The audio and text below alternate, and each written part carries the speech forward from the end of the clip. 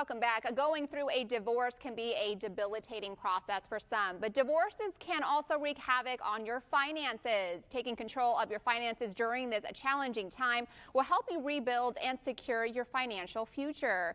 Here to talk more about all of this is Colin Evans from Evans Financial Group. He's going to be talking about advice with this difficult and hard topic, always because it's difficult enough to go through a divorce. But what is the number one thing to do when you're coming out of divorce?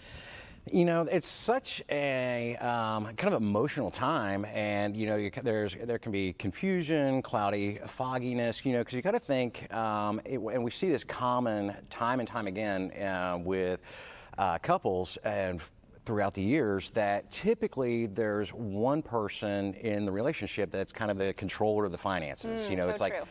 There's one that's taking care of the mortgage and the car notes and the bills and stuff like that. And so the other person just kind of gets into the rhythm of it and used to it, and then boom, something occurs. And Colin, is it usually the male?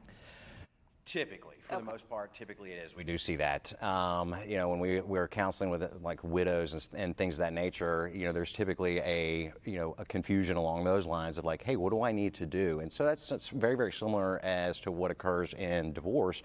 Of, hey, I've never done this before. There's different things that are out there. So we put together 3 different topics, and the first one being, you really need to understand your financial situation. You have to kind of almost assess and really take control of, it's like, okay, I need to look at, bank statements. Do we have investment statements? Do we have tax returns? Do we have property records and these type things, so I can start getting a clear mental image and start building a map inside my head of kind of what's going on and what do I need to look out for into the future. And then we move into, kind of creating a post-divorce budget, because now, we have to start factoring in, is the spouse getting alimony, or is the spouse getting child support? It's like now you're taking over new bills in a new household. We have to start looking at, what are essential items and making sure that your expenses and what's coming in are, kind of on point, so that you don't actually start kind of hemorrhaging and then turn into, I would say, the credit card debacle, because that can come in and start biting you down the road.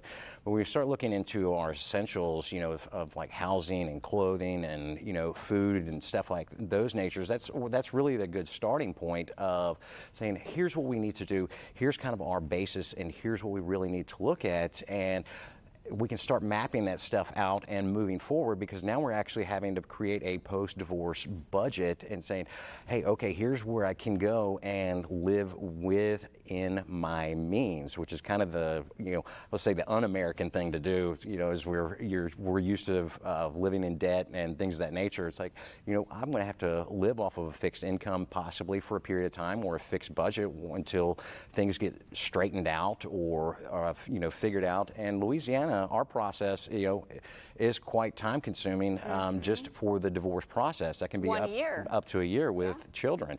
So, and that at that point in time can be a little bit of some, in limbo until like the property settlement part happens, which that can be cleared up prior to that.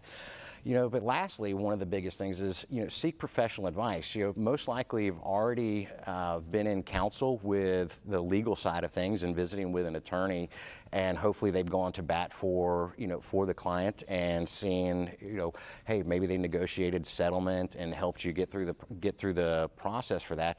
But you might want to go visit with a financial advisor and start visiting about, hey, I need some help with laying a financial strategy out just for me, because now it's no longer a joint project. This is now a solo thing for the time being.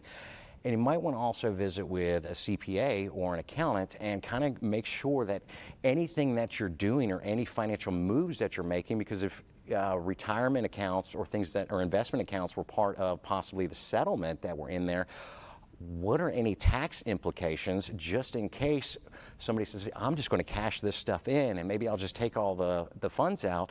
And then down the road, come April 15th of next year, you get hit with a tax bill from Uncle Sam that you might not be expecting. So it might be a wise idea to visit with a financial professional as well as a tax professional, because you got some pretty tough, tough times. And as you're going through that, some of these people are here to help you.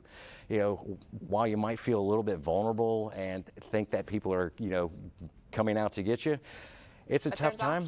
But there really is. So you really want to take that, and there's options out there, and there is a light at the end of the tunnel. Well, thank you so much, Colin, for being here today and talking to us about how to rebuild after a divorce. Absolutely. Thanks for having us.